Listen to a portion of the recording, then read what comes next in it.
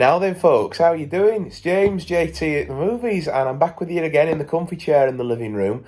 And this time we're watching day 22's film from my 30-day movie challenge.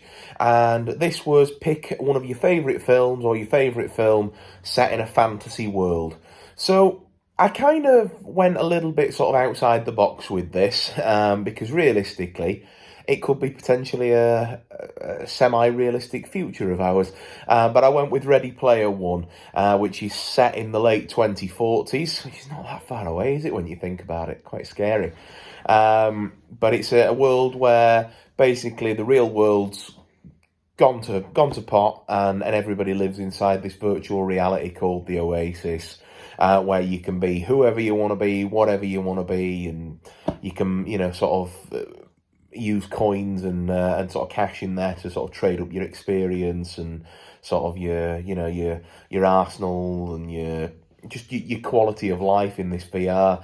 And the basic plot of the film is that the creator of it, James Halliday, who's played by Mark Rylance, has passed away, and he's left this game in the Oasis where if you basically win all three challenges in the game, you actually take over ownership of the Oasis.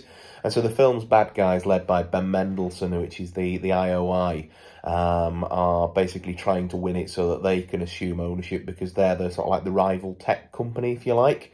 And then the film's lead is Parzival, played by Ty Sheridan, and his sort of partner in it and later girlfriend is Artemis, played by Olivia Cooke. And it's just a great little fun story, is this. The unlikely hero sort of getting the girl and saving the day and going up against Big Bad.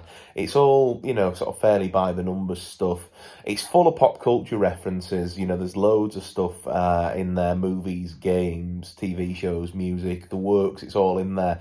And it's adapted from the novel written by Ernest Cline, which I've not read, but I must get round to reading it at some point, or maybe listening to the audio book, because I just adore this film and this story. I did think that it was quite amusing that in the original book, from what I've been told at least, Steven Spielberg and his works are referenced quite a lot, but Spielberg was actually the one that ended up making the film.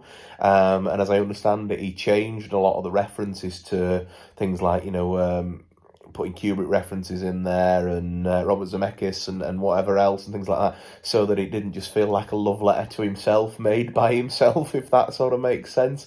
But yeah, I absolutely adore this film. I think the animation in it is absolutely fantastic, because obviously the majority of it is set in this this sort of digital world, but the animation quality is really good, and you don't feel like you're watching something that's out and out animated, and it blends in really well with the live action stuff as well. Like I say, that the story and the characters are all really compelling, even if it is ever so slightly by the numbers in terms of, getting from point A to point B. And I would thoroughly recommend checking it out if you've not seen it.